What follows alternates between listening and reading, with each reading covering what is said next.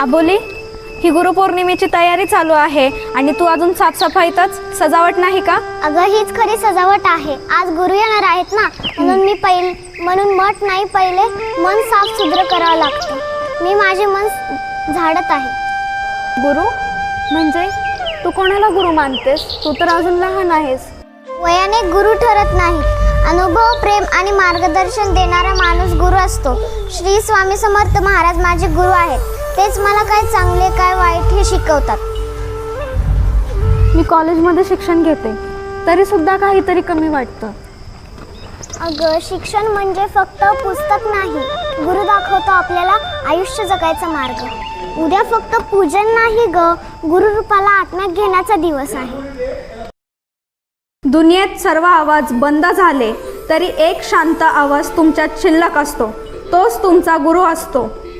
जेव्हा आयुष्य अंधारात जातं तेव्हा तो हात धरतो आणि न बोलता सांगतो, थांब, अजून काही संपलेले नाही. गुरु चमत्कार नाही, तो जगण्याची नवीन दृष्टी असतो आणि त्या दृष्टीतूनच आत्महत्येची जागा आत्मोन्नती घेते.